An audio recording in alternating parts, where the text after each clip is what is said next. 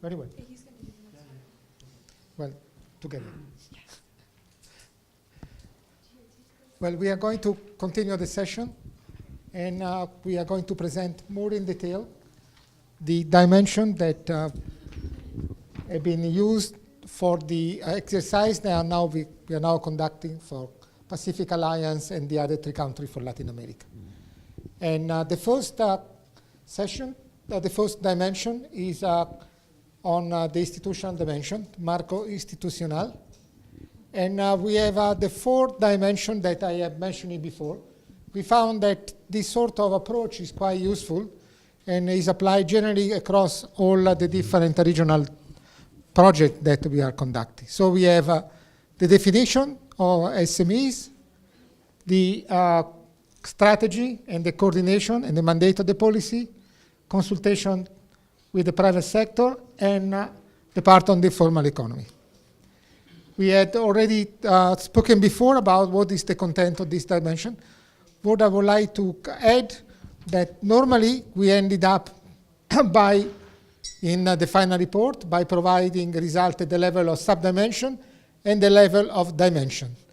In order to provide a single index for the entire dimension, we have to assign weight to each of the different subdimensions, so that the result is a weighted average of the result for each of the subdimensions.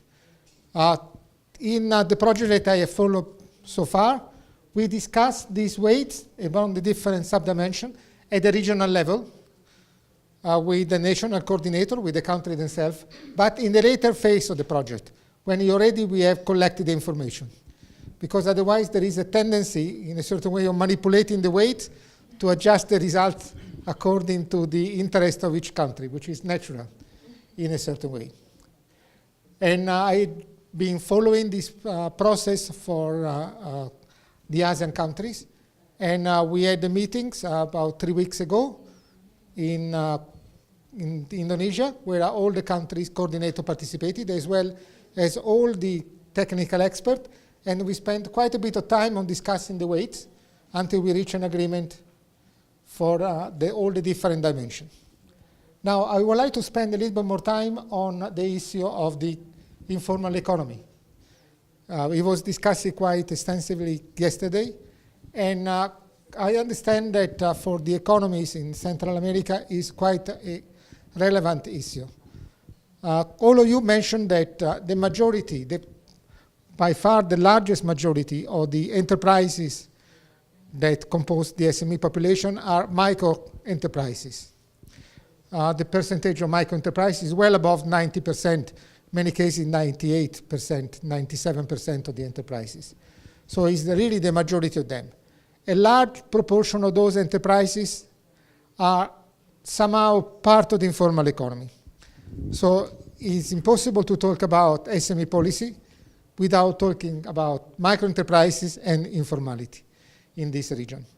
Now, how to deal with informality? I can propose some suggestion on how to look at it, and I really would like to appreciate your feedback on the issue of the informality. First, we have to distinguish between what is informal and what is illegal. Informal are activities that are legal, normal economic activity, but they simply are not compliant with law and regulation. Those companies may not pay taxes, they may not be registered, they may not pay social security, but they are not doing anything illegal. They are doing normal economic activity like other companies. There may be companies that are legal, but they are doing illegal activities, in a way that a company may be registered, but it may be involved in arms smuggling or in drug smuggling as a side activity. So from the formal point of view, the company is perfectly compliant with the regulation, but is conducting illegal activity. So what we are talking is not about this company, not the illegal one, but simply the informal one. The illegal ones are dealt by other type of policy than SME policy. It's a security issue, it's not an SME policy issue. Instead, those companies that are conducting perfectly legal activity, but they are not compliant, are in a certain way, part of the SME policy because they are very often large part of the population and should be brought into the mainstream activity. Now, what we have also to understand that there are different levels of non-compliance. First, the level of compliance is set by the regulation.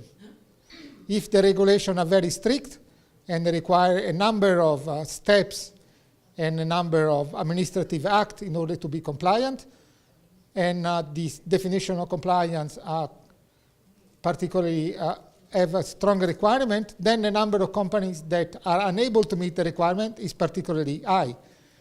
If the requirements are low, then the level of informality may also be relatively low. So in a certain way, it's the government who decides what is the bar, what is the threshold, whether you are compliant or not compliant. Then there are different levels of non-compliance, and therefore different level of informality. A company may not be registered at all and not to appear anywhere. That is the maximum level of informality. A company that conducts its own business without any reference to any of the regulation with the government and tries all systematically to avoid to have anything to do with this. And then there are companies that are partly compliant. They satisfy some of the requirement, but satisfy no other requirement. For example, a company can be registered, but not to pay all taxes or not to pay taxes at all.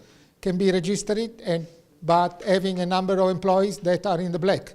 Some of them are paid regularly with social contribution, part of others are not paid regularly, and so on. So because there are different level of informality, there are also different answers than the government can provide to informality.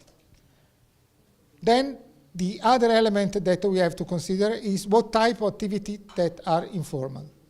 In every economy, there is always a group of companies or economic activity that are informal. Even in Switzerland, I'm sure you find that babysitters are operating informally. The people, when employ a babysitter, don't pay social security, give to the girl the money directly in their pocket and doesn't declare it. But the consequences of this type of marginal informality on the economic system are minimum, are really so small that the government very often doesn't even go after that. It's not worthwhile spending money trying to track down this babysitter who are paid in the black. But there are other levels of informality where informality really have a structural impact on the way the economic system operates. When you have a majority of the jobs that are creating in informal enterprises, or when we are in a situation where you have an interaction between larger companies and informal companies, or where even larger companies operate partly informal. These are significant distortion in an economic system. And the distortion are at several levels. You have a distortion because those companies don't contribute to taxation very often or contribute only partly on what they should pay because they don't pay social contribution in total, so you have discrimination among workers, those who are in the system and those are outside or partly outside. But from the enterprise point of view, what is relevant that those companies that are operating informally are conducting unfair competition to the companies that are operating formally. The companies that are operating formally have higher cost of operation than the informal one. And they are systematically undercut in their activity by the informal companies. And they have to respond to this type of competition very often by themselves applying informal activity. So above a certain threshold of informality, and when informality is spread across sector, you have distortion across the entire economy. And that is the worst situation you can be. When you have even companies that are registered, they are already a certain size, they're already small companies, or they are even larger companies, which operate partly informally, you have a significant problem of distortion in the economy. Those companies are undercutting the good one, and the good one, they don't have the money to invest, for example, in new machinery, in new marketing activity, in new technology, and so on. Yeah, so you need to intervene at this stage. It's not only a social problem, it is an economic development problem. And we need to fill this dimension with the appropriate question.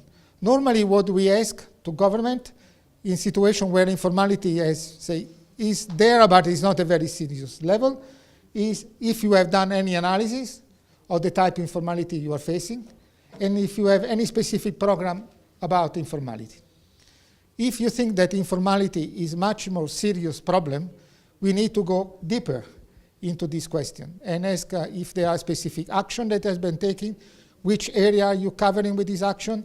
For example, reduction of the administrative barrier, looking at the SME definition, if the SME definition is too strict and doesn't really represent the reality of the economic system and so on, in order to get a better understanding. Once you have a better understanding where is the problem, from where it is originating, then you can also start with the actions. Finally, I would like to say there are two types of normally informality at the macro level.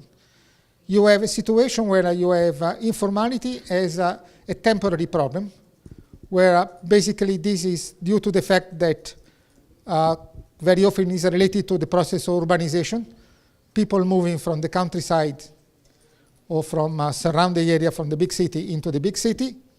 Some of them get into formal jobs. Some other, for subsistence, they start their own business. Because of the population concentration, there is always demand for this type of small business. Could be street vendors, small restaurant, transportation companies, and so on.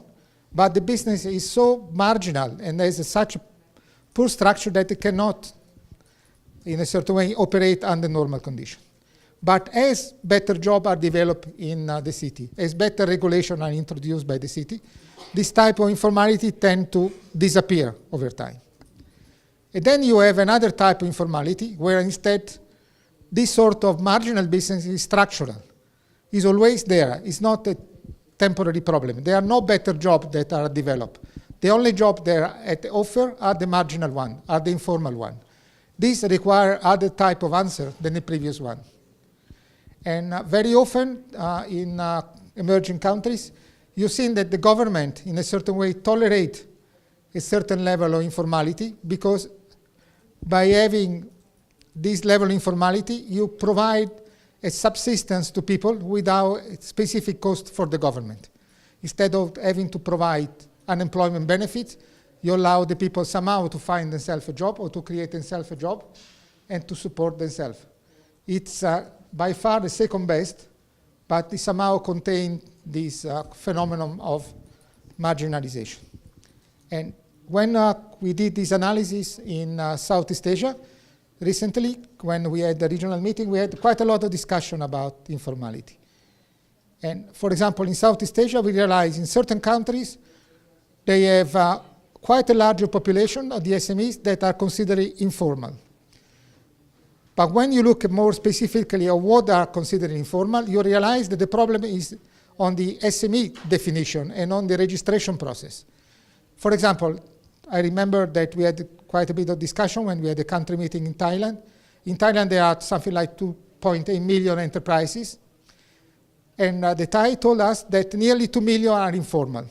Now, Thailand is a fairly developed country with a large industrial base, a full developed policy and so on. How come there are so many informal companies?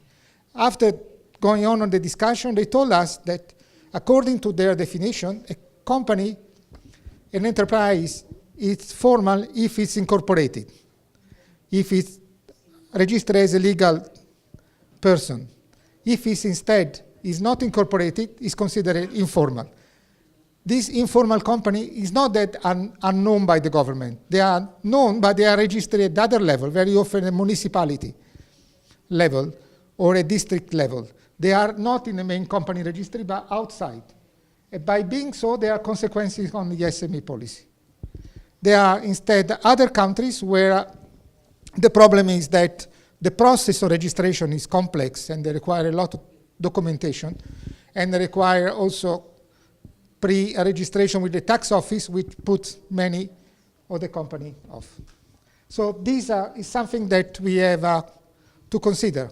And one of the implications of SME policy, if the instrument that you are developing should be also applied to informal company, or should be the informal company excluded as part of the eligibility criteria from any of the activity that the government organizes for SMEs. For example, you get training on SME management, on accounting, on whatever, on marketing and so on, only if you are a registered company. Only if you provide evidence that you are registered. Only if you provide evidence that you are compliant with tax regulation. Or you should be tolerant and provide these services to any company without any question.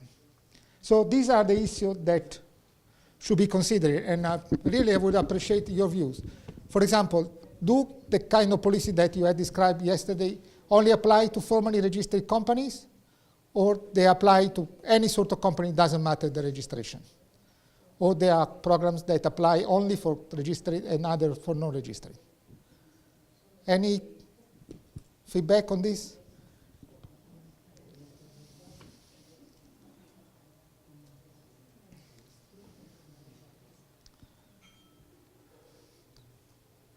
No. Well, yeah, please.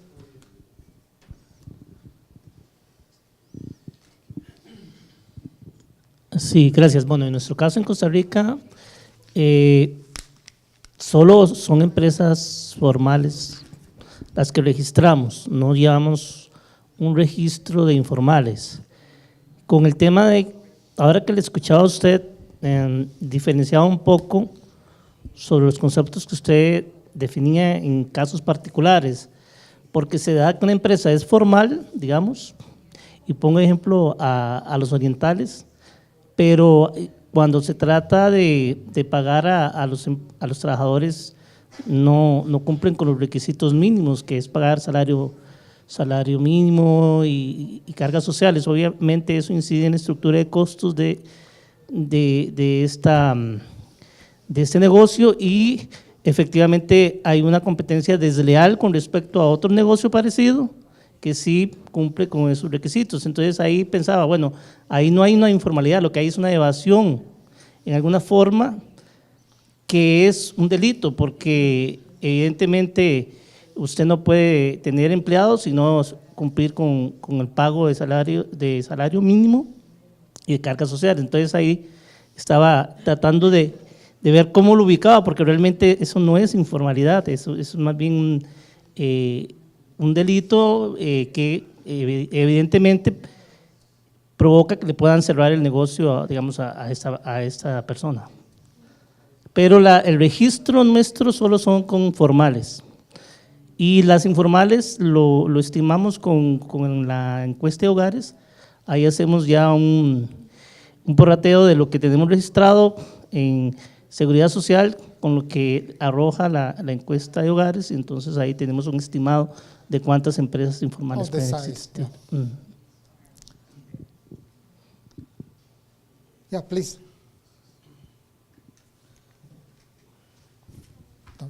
Okay. Gracias. Para el caso nuestro, sí, son iguales las circunstancias.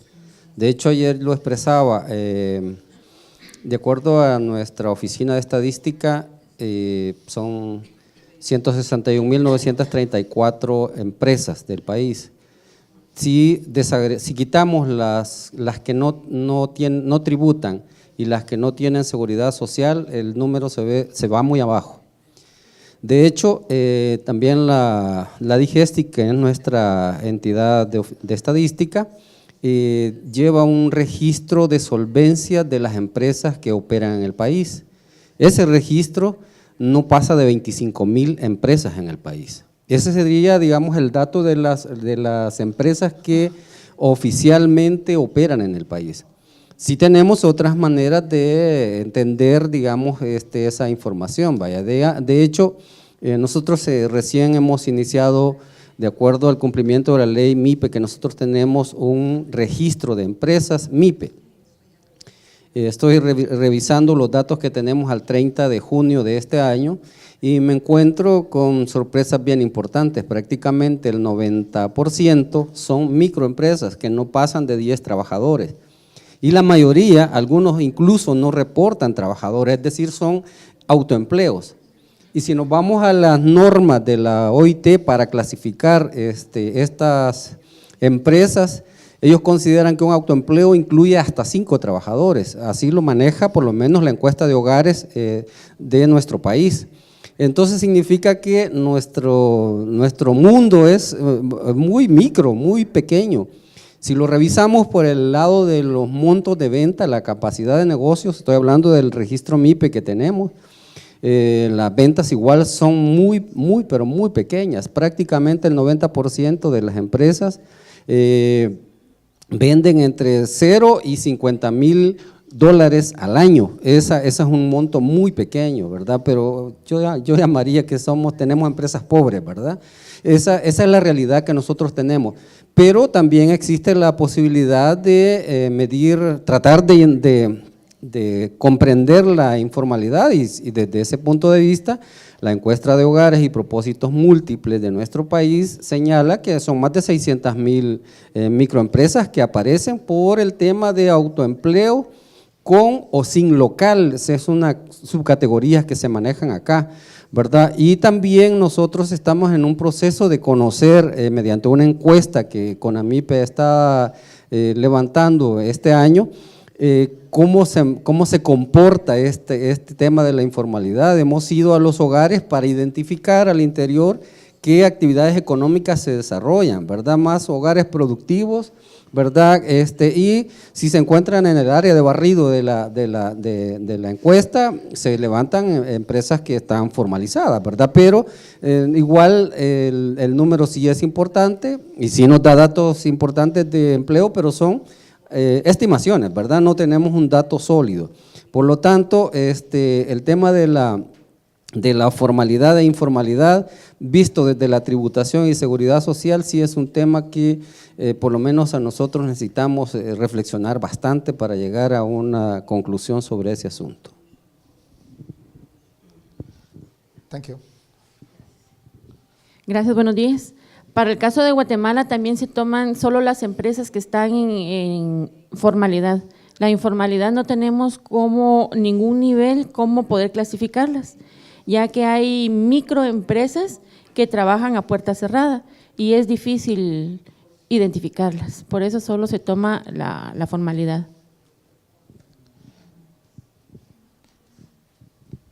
Thank you. From this brief discussion, we can see that there are different approaches. There is a more rigorous one that is promoted by Costa Rica, and there are more flexible one, like the one of El Salvador.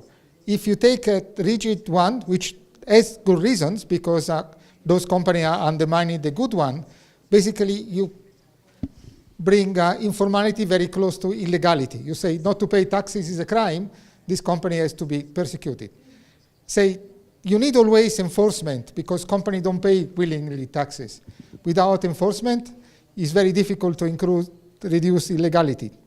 But if you put too much emphasis on enforcement, this company will stay as much as possible away from anything that has to do with SME policy and government. In a certain way, this transition from informality to formality becomes difficult. It's only rely on the stick, on the fact that the company has a risk to be caught, and then they make an evaluation. What are the returns from continuing to be informal, and what are the risks of being caught? And they decide what is best between the two things.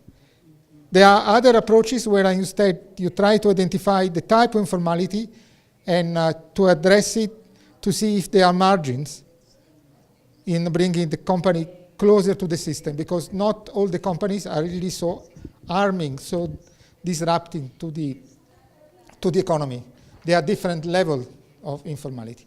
And yesterday we have listened from the Dominican Republic, all the work that you are doing on improving the administrative burden and simplifying the registration. That is one of the approaches. Usually it works well if it's associated also with an enforcement policy. Only reduction of administrative burden and simplification, it's the good thing is the carrot, but always you need the two, the carrot and the stick, to get the right incentive. En esa parte, nosotros también lo que estamos tratando de hacer es para poner más o menos como el garrote, en contraste con la zanahoria, se están simplificando los trámites, tratando de volverlos digital, pues entonces lo que se está tratando de hacer es complicar los trámites que son en físico, cosa de que las personas se vean forzadas a utilizar únicamente el trámite digital, porque entonces tienes un gran número de la población que, aunque el trámite está simplificado, sigue asistiendo a las oficinas públicas para hacer el papeleo regular. Entonces la idea es tener esa zanahoria por ese lado y por el otro lado complicar los trámites ya existentes bajo la vía tradicional. Thank you. Yeah, you wanted to add something on. Para agregar un poquito a este tema, nosotros hemos definido 5 trámites, digamos, que son como básicos para definir que una empresa está en la formalidad. Obviamente, si no cumple 2 o 3, puede ser que no sea informal, sea semi-informal, pero ya ahí no hemos normado en ese sentido, para decirlo. Pero de esos 5 trámites, digamos, son básicos. Por ejemplo, el tema de los permisos del Ministerio de Salud para operar es básico. La patente municipal es básica. Si usted no tiene esa patente, la municipalidad le puede cerrar su negocio, no puede operar. Y ya los otros 3 son básicos para ejercer la actividad económica, pero no son, digamos, tan detonantes como estos 2 primeros, digamos, que es el tema de registrarse como contribuyente ante la Hacienda, el tema de las pólizas del riesgo del trabajo, o sea, no es tan detonante, podría obviarse en algunos casos, y el tema de la seguridad social, que ahí sí es importante. En el caso de autoempleo se acepta que tenga un seguro voluntario que lo protege en temas de salud y de invalidez, vejez y muerte, que digamos, podrían eventualmente, si tuviera empleados, verse afectados la actividad económica, pero si no, no se verían afectados. Sin embargo, los 2 primeros sí son fundamentales para operar. De lo contrario, pues se cierra el negocio y no puede operar, o digamos, si aparecen productos en el comercio que no tienen su licencia del Ministerio de Salud, pues los capturan y al negocio que está promoviendo esa venta le hacen un impuesto, que es una manera también de ir ordenando ese proceso, ¿verdad?, que es importante también. Thank you. So we had, this is the type of discussion that usually we have when we are going to develop this indicator. We had, I thank you very much for the discussion on informality. When we go to the stage, probably in the next workshop, where we start writing the indicator, those kind of observations are very important, because we have to have a consensus what we are going to measure, and you have to agree with this consensus, because if you are going to somehow assess your policy, you have to have, you have to agree what are the key elements that are used to assess the policy. And we haven't really done too much work on informality, because the kind of approach that we are taking, particularly with the Latin American one, is more to look at the productive transformation part. Because microenterprises are not really the drive of productive transformation, we haven't really put much attention. But if you are interested more on this part, we need to do more work in this area.